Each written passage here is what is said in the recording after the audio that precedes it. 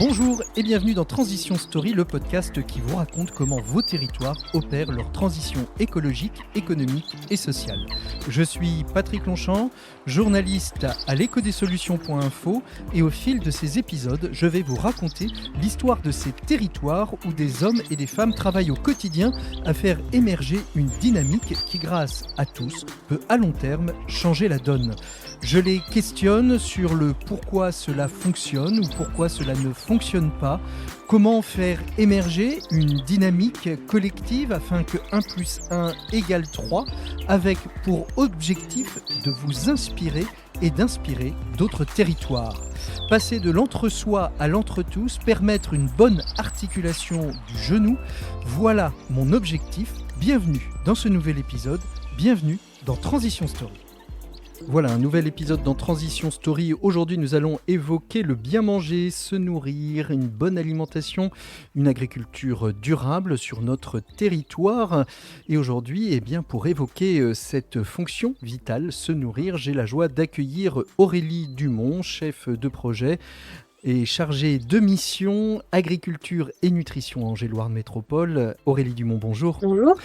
En quoi se nourrir, une alimentation durable, une agriculture durable est-elle un pilier de cette fonction vitale se nourrir, plus particulièrement en lien avec la question de la transition écologique du territoire, Aurélie Dumont? Angers Métropole est engagée depuis longues années en fait auprès des acteurs agricoles. C'est une histoire qui date depuis plus de 20 ans. Nous avions dans un premier temps avec les agriculteurs élaboré un projet agricole qui nous permettait notamment de les inviter à s'interroger eux sur comment ils consomment le territoire, comment ils ont besoin du territoire angevin. Et de là, en fait, nous avons progressivement avancé dans nos échanges. La loi Egalim a permis, dans les années 2018, de nous donner plus de légitimité à interroger le monde professionnel agricole et tout le système alimentaire du territoire autour de cette question de se nourrir. Et progressivement, en fait, cette légitimité avec la loi Egalim nous a donné un cadre,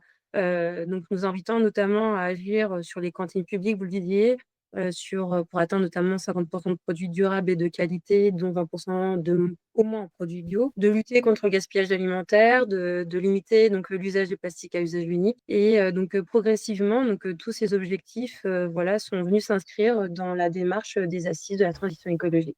Comment ces actions viennent-elles interagir justement avec ces assises de la transition écologique et la Convention citoyenne justement pour la transition écologique du territoire, Aurélie Dumont? Est-ce qu'elles sont impactées et viennent-elles impacter votre stratégie sur la question de l'agriculture et de l'alimentation durable? Et les assises sont venues confirmer on va dire, tout le processus que nous avions eu avec les acteurs du territoire.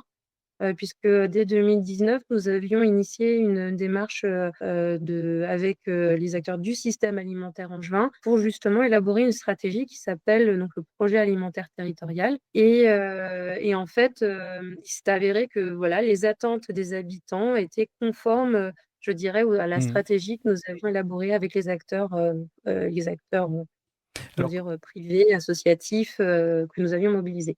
On en est où aujourd'hui, 5 ans après? Quelles sont les réussites qui vous ont le plus marqué, le plus satisfait, au cours, de ces, 5 dernières années, Aurélie? Je pense que les réussites que nous avons, c'est, notamment déjà dans le fait d'avoir, fédéré, une quarantaine de structures autour de notre, projet. Nous avons, demandé en fait à différents acteurs, du système alimentaire, des acteurs publics institutionnels, de la production agricole, de la distribution et de la restauration, du monde associatif environnemental et de la solidarité, de pouvoir s'associer à nos côtés pour, justement, agir, on va dire, de façon cohérente autour de nos ambitions, autour de la question de se nourrir, mieux pour tous et par tous, hein. C'était Mmh. bien ça notre ambition.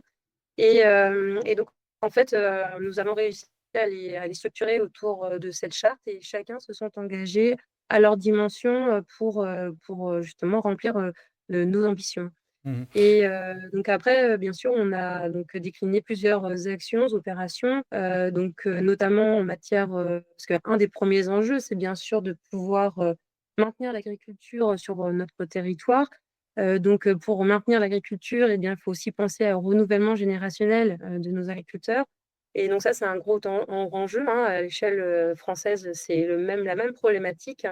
Et du coup, là, aujourd'hui, on peut se féliciter d'avoir accompagné, plus d'une quarantaine, de jeunes installants sur, notre territoire. Et nous avons, nous avons réussi plutôt à mobiliser, des jeunes installants, notamment en agriculture biologique, qui aujourd'hui sont sur notre territoire.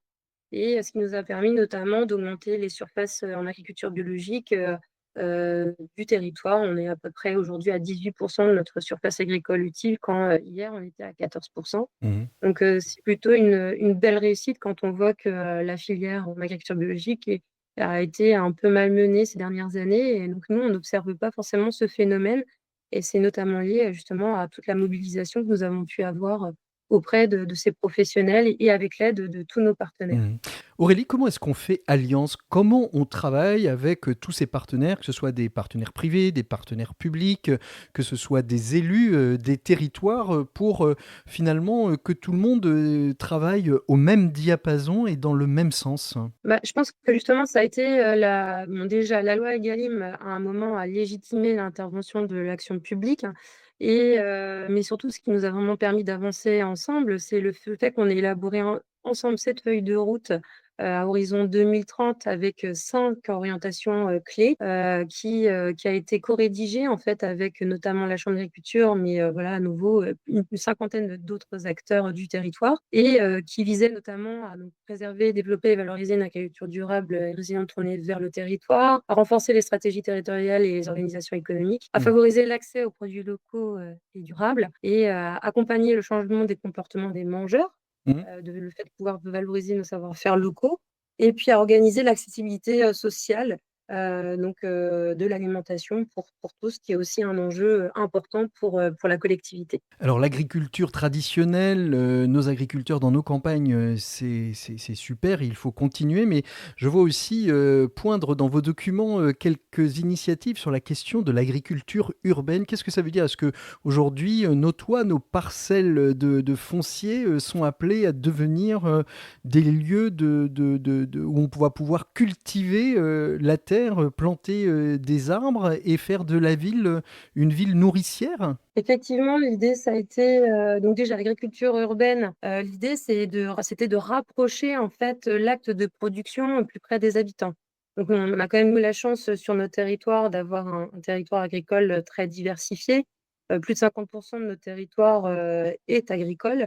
Il n'empêche que, c'était aussi intéressant de pouvoir, proposer une offre de production en grande proximité des habitants, et pour tout simplement, voilà, créer du lien social, pour permettre à des personnes plus éloignées de l'agriculture de pouvoir un peu mieux comprendre, ce que c'est que l'agriculture, ce que c'est que l'acte de produire. Et donc ça nous a permis, il y a eu notamment un grand programme qui a été initié, qui, nous a permis d'identifier en fait du foncier qui appartenait à la ville d'Angers notamment, et qui, visait en fait à mettre à disposition ce foncier pour du projet agricole. Donc derrière, voilà, il y a eu l'émergence de différents types, de projets, des projets très professionnels, avec, vraiment de la production maraîchère, et inversement des projets qui sont, peut-être moins productifs, mais qui sont source de lien social, et qui visent justement à réunir, Mmh. les habitants autour, d'un potager, autour, voilà, de comment on transforme un peu les légumes, une cuisine sympa et à déguster à plusieurs. Donc c'était un peu, l'objet. Et l'idée, c'était également de pouvoir mailler le territoire avec, comme vous le disiez, voilà, plusieurs, sites qui permettent cette fois-ci aux habitants soit d'avoir des jardins, familiaux, soit d'avoir, donc il y a à peu près 25 sites, de jardins, collectifs, qui sont mis à disposition.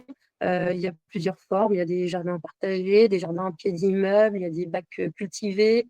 Il y a plus de 505, mini jardins, qui sont mis à disposition. Enfin voilà, il y a une diversité, d'offres, et qui est venue, avec laquelle s'est complété, justement le fait d'avoir planté, plus de 450, arbres, fruitiers, pour, permettre, justement aux habitants d'aller, cueillir en libre accès, voilà, des fruits, à la bonne saison. Alors Aurélie, on arrive au terme de cet échange. Quelle est la next step, la prochaine étape pour vous, pour permettre à notre territoire de mieux nous nourrir, de pouvoir continuer à développer une agriculture et une alimentation qui soit durable à l'horizon des 5 prochaines années. On sait bien que l'agenda 2030 nous donne un objectif. Pour vous, quel est votre objectif et quelles sont les prochaines étapes justement et les prochains défis à relever, Aurélie? Bah, comme vous le disiez, donc nous, on a notre projet alimentaire territorial et d'assises, ça date de 2019-2020 et donc le 2025, on est vraiment à mi-chemin et donc en fait, là, nous avons déjà initié une première approche, d'évaluation, en fait, de notre intervention publique, sur cette thématique et donc notre objectif, c'est de pouvoir la finaliser de telle sorte à pouvoir justement, présenter, donc aux équipes, municipales, voilà je dirais les limites et les points, d'amélioration qu'on pourra avoir et puis faire état aussi de ce Mmh. qui fonctionne et de manière très opérationnelle. Donc, ce que nous allons, poursuivre, et ce qu'on sait qui fonctionne ça va être de poursuivre l'accompagnement auprès des agriculteurs, pour notamment, envisager de nouvelles installations, agricoles parce que ça, Mmh. c'est un véritable enjeu. Il faut vraiment pas Qu'on perde qu'on ça? se rajeunisse, je dirais, sur le sujet. L'idée, ça va être aussi de redynamiser donc tous les projets de vente directe. On s'est pas mal équipé déjà en outils, pour mieux rendre lisible et visible en fait, l'offre, locale, mais il faut qu'on s'améliore encore. Accompagner, les professionnels vers l'adaptation du changement climatique, ça c'est un véritable enjeu sur lequel pour l'instant, on les a essentiellement accompagnés au travers notamment de la replantation de haies bocagères. Il y a eu plus de 30 kilomètres de haies, bocagères qui ont été replantées là Mmh. dans les dizaines d'années qui vient de se passer. Trouver de nouveaux donateurs, notamment pour l'aide alimentaire, c'est un vrai point de fragilité aussi. Heu, il y en a énormément besoin. Mobiliser, à nouveau de nouveaux partenaires autour de notre, charte d'engagement, à nos côtés, parce qu'en fait, on a tout ça, on peut pas le faire tout seul. Bien sûr, le foncier, rester en veille, dresser, voilà, des bilans, notamment sur une expérimentation, sympa qu'on a lancé avec, les AMAP autour, l'ordonnance verte à destination des femmes enceintes Ah, et très bien. à promouvoir, à leur proposer des paniers, bio, à des prix, plus attractifs pour justement, bah, voilà, dès la conception de l'enfant. Bien se nourrir pour lui donner, de bons nutriments, voilà, ce qui est essentiel. Et bien, justement, ça permet de faire une transition toute trouvée, pour aller à la rencontre de Papillote et compagnie. Cette entreprise, publique, mais entreprise, privée aussi, dans sa gouvernance qui, chaque jour, nourrit des milliers d'élèves partout, dans la métropole. C'est notre invité du Contrepoint dans Transition Story, Patrick Longchamp. Et voilà notre contrepoint avec Sophie Savourel, directrice générale d'Angélois Restauration, plus connue pour les acteurs de notre territoire sous le nom de sa marque Papillote et compagnie. Bonjour Sophie Savourel. Bonjour. Merci beaucoup d'être avec nous. Alors on le sait, hein, depuis les assises de la transition écologique qui ont été organisées en 2021 par Angers-Loire Métropole, il a été fixé un cap, mieux manger demain en s'appuyant sur des circuits courts, des produits locaux et bio, avec une restauration collective plus vertueuse. La question qu'on se pose aujourd'hui, c'est comment une structure parapublique comme Angers-Loire Restauration, connue sous la marque Papillote et compagnie, a pu répondre à ces engagements, sachant qu'elle les a un peu anticipés. Vous avez été créé en 2018, vous avez lancé vos process de production et de livraison aux écoles en 2019. Racontez-nous un petit peu la genèse de Papillote et compagnie, Sophie Savourel, qui est très étonnante puisque en fait, on a le sentiment que vous n'avez pas voulu faire du neuf avec du vieux, vous avez fait directement du neuf en répondant à des enjeux environnementaux. Oui, alors tout est parti sur notre territoire d'une volonté politique, locale, des élus de nos territoires qui voulaient pérenniser, un outil public de restauration collective capable de garantir, une qualité, de repas accessible, à tous et c'est un point important puisqu'on y reviendra, je pense et effectivement, alors on aurait pu ne pas partir d'une feuille blanche puisqu'il y avait déjà un établissement public sur le territoire, angevin. Mais l'objectif, et en tous les cas, on savait que ça allait passer par l'étape de construction d'un nouveau bâtiment et d'une nouvelle cuisine.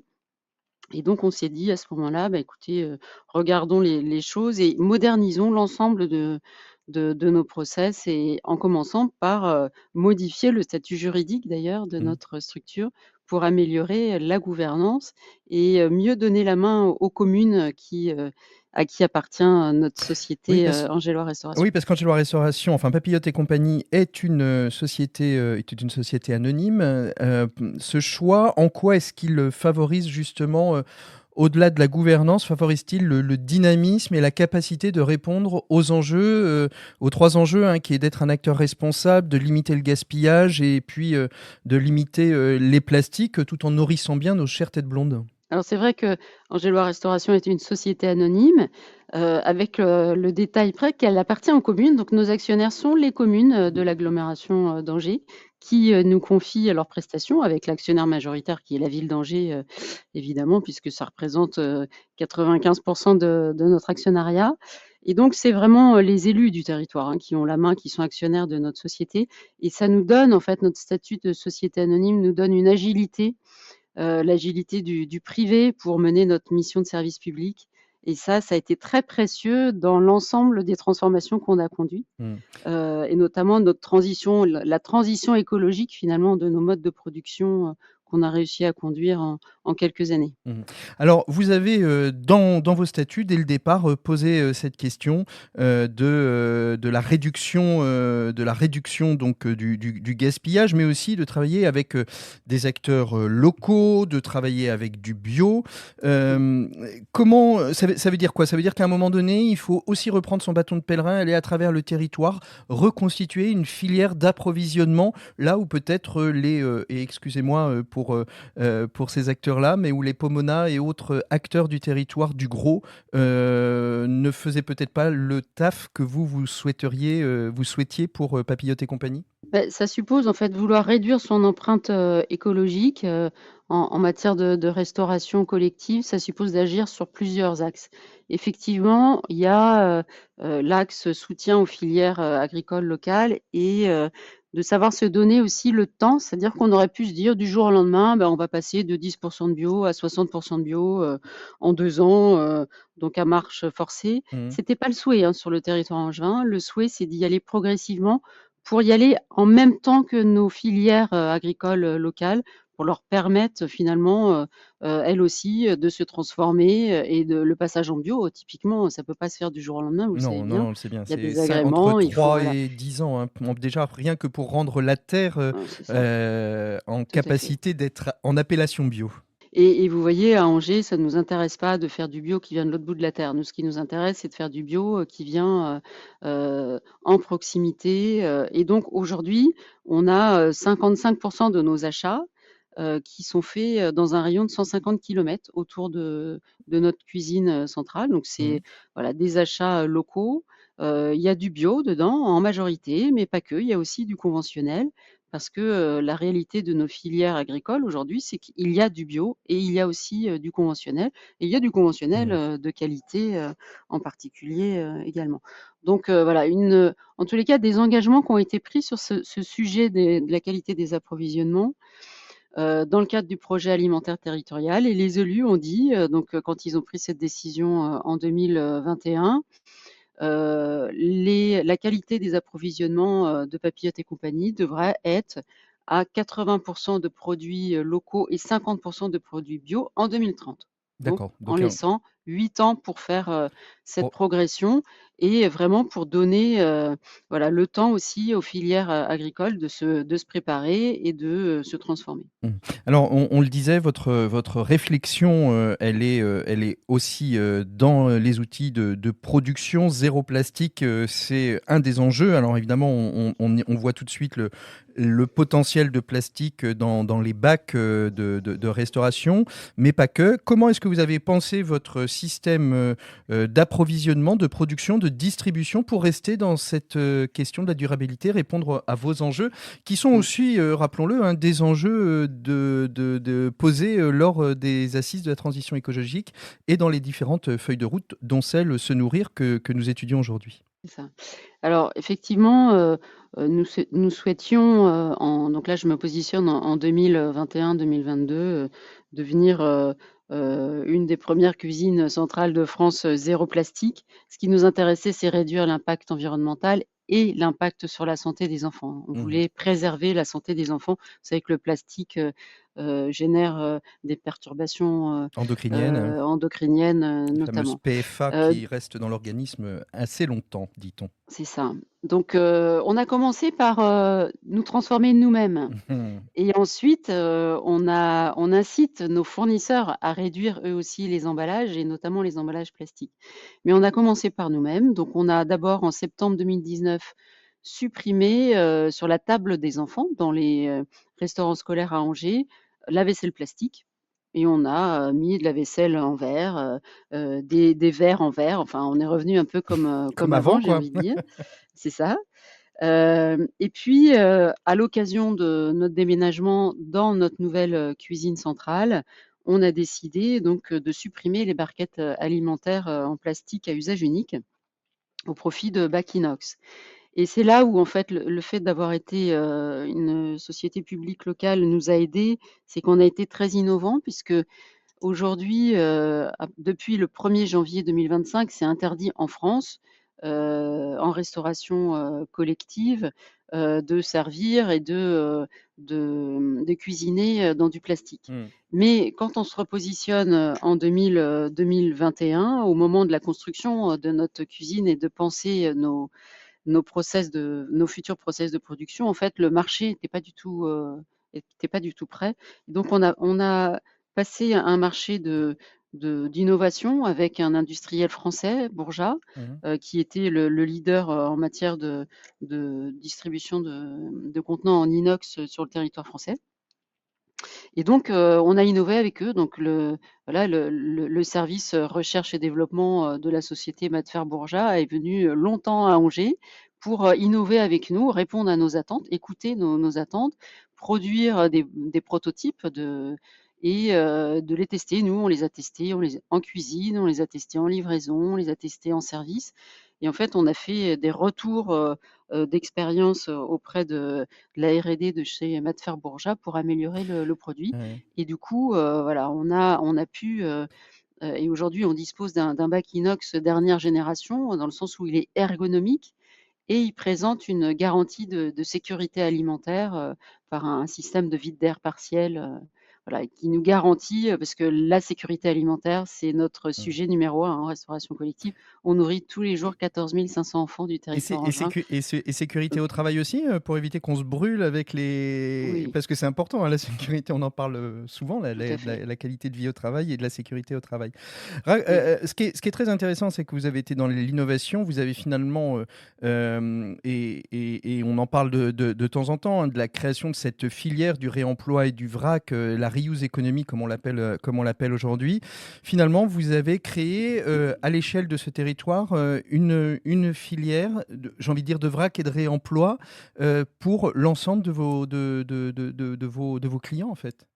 Pour nos fournisseurs, effectivement, et c'est là où c'est toujours intéressant de travailler en local, c'est que finalement les premiers à répondre, à nos attentes sur la réduction des emballages et bien, c'est les fournisseurs locaux, c'est les producteurs Mmh. locaux, Mmh. parce qu'eux, ils ont un intérêt premier, c'est que d'abord, ils économisent, les emballages, Bah, donc bien ça sûr, fait oui. moins de frais, pour eux.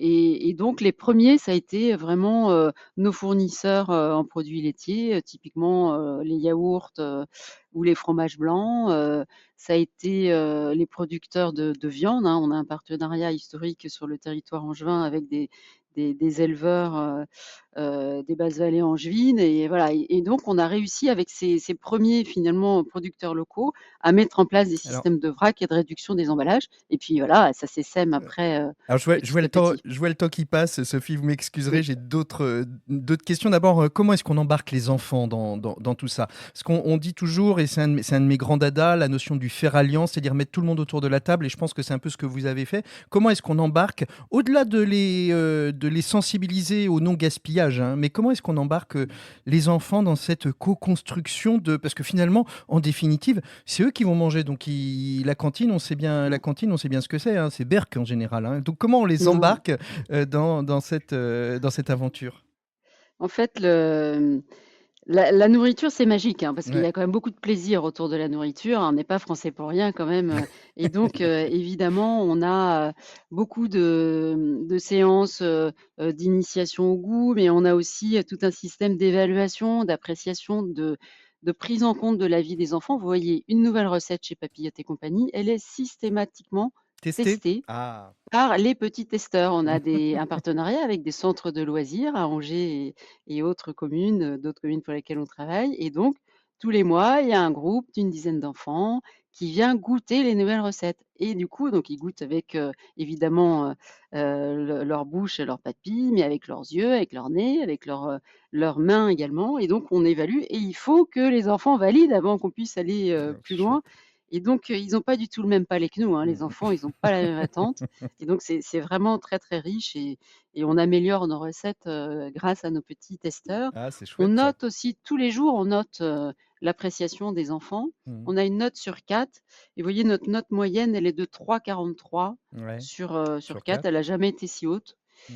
et puis, il y a aussi toute la formation, hein, de personnel de service qui est autour des enfants, qui les incite, À à manger, tester? qui leur explique ce qu'ils ont dans l'assiette, voilà. Il y a aussi tout l'accompagnement autour de l'enfant et du repas qui est nécessaire. Sophie Savourel, dernière question, comment vous vous situez dans le territoire par rapport, dans les territoires, par rapport à d'autres communes? Vous échangez entre communes sur ces enjeux de la restauration collective durable? Est-ce qu'il y a une association, une fédération, qui vous permettent, d'aller chercher des idées, de se challenger Mmh. les uns les autres? On sait combien le challenge est important. Oui, oui, tout à fait. Il y a une association, nationale de la restauration, collective territoriale, dont je fais partie, et dont je suis vice-présidente même, d'ailleurs, et effectivement, on alimente, l'exemple angevin alimente, les réflexions, nationales, mais bénéficie aussi des réflexions nationales. C'est Mmh. vraiment de l'échange d'expériences.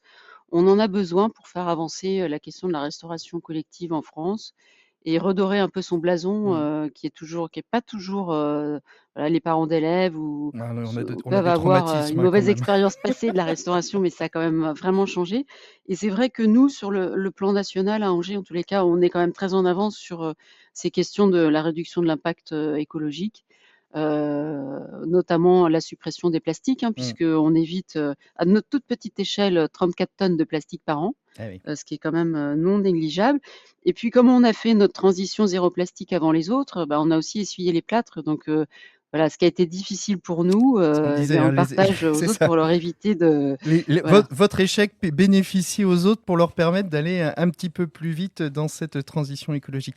Merci beaucoup. Il va falloir qu'on se quitte. Merci beaucoup, Sophie Savourel, pour ce très bel échange autour de l'action de Papillotes et compagnie sur la transition écologique et le développement durable de nos restaurations collectives, en lien avec le bilan de ces assises de la transition écologique menées depuis 5 ans maintenant par Angers Loire Métropole. Merci beaucoup, Sophie Savourel. Et nous, on se quitte pour mieux se retrouver dans un prochain épisode. À bientôt, au revoir. C'était Transition Story en partenariat avec Angers Loire Métropole. Si vous souhaitez suivre l'information des acteurs et des actrices du changement, n'hésitez pas à rejoindre notre site internet ecodesolutionstoutattaché.info. Pour ma part, je vous donne rendez-vous dans un très prochain podcast, et surtout pour ne pas louper nos Transition Story, abonnez-vous sur vos plateformes de podcast préférées et partagez-les autour de vous. Merci à vous tous de votre écoute. À très bientôt. Au revoir. Transition Story, un podcast original de Mediadvise Podcast Studio.